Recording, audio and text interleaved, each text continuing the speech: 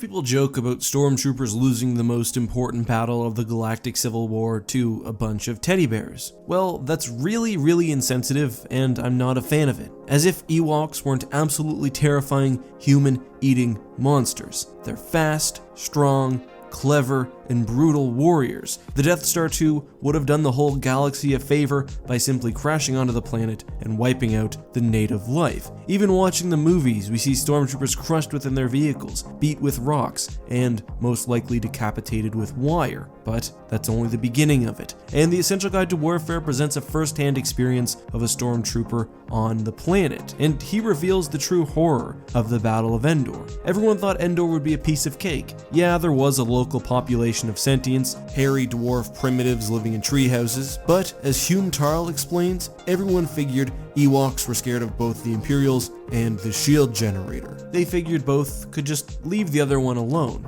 How they were wrong. When the battle finally began and the Ewoks entered the fray, it was terrifying. Unlike a relatively civil death by blaster, dying at the hand of an Ewok was very painful. Their bows were engineered to crack through thick armor, and their arrows were laced with nerve toxins. Stormtroopers would be hit, then would suffocate as their lungs stopped working, being left to lay motionless and die slowly. Imperials would fall to the Ewoks' much better planning and knowledge of the environment. Frightened Stormtroopers had their helmets ripped off by groups of the creatures and were held down as their faces were destroyed with primitive axes and blades. Those on speeders had their necks broken by tripwires, while those walking fell into hidden pits lined with stakes. In Hume's own words, "I've seen the hollow thrillers, and those directors should admit they're paid to tell New Republic lies. They make those things, those Ewoks, look cute, like stuffed toys. I was there. They weren't anything close to cute. Those historians love to talk about alleged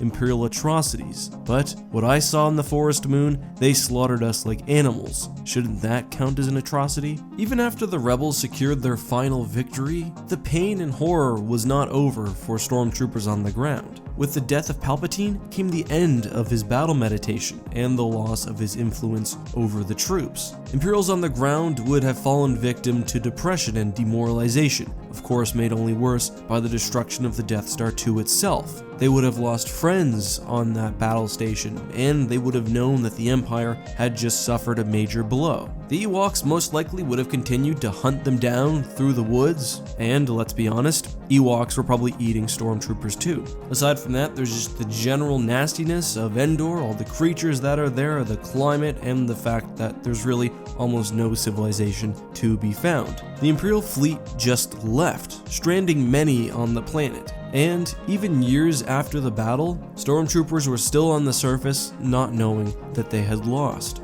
So maybe Hume was hamming it up a bit with his stories, but Ewoks are not simply the cuddly creatures we now see them as. They almost ate our heroes in Return of the Jedi, or at least cooked them, and they were only saved because the Ewoks thought C-3PO was a god. And it's unsurprising that they're so tough, because Endor is home to massive creatures like Goraxes and boar wolves. Ewoks also showed an ability to even adapt to things like blasters and speeders, so that's pretty impressive. However, interestingly, it wasn't only the New Republic who used Ewoks for propaganda purposes, at least if you believe Hume. The Empire also did so, and we get the following quote from Wedge's Gamble about the Imperial Museum. "Several displays did provide notations that this plant or that animal had been made extinct on their native worlds by outlaws and malcontents, and included among such beasts were Ewoks, and Imperial taxidermists had taken great pains to make them seem helpless and even more cute than they were in real life." So take from that what you will, but maybe think twice before making fun of the poor bucketheads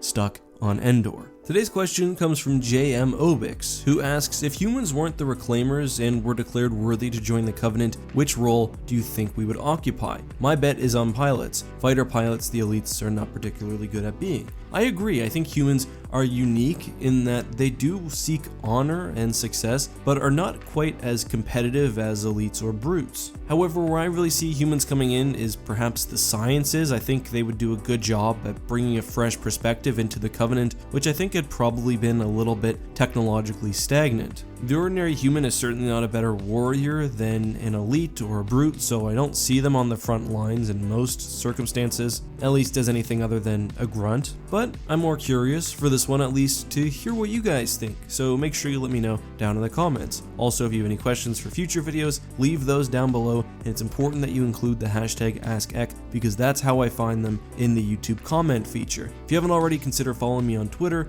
Instagram, Facebook, LinkedIn, Roblox, and LimeWire Pro. Until next time, guys, have a great day. May the Force be with you.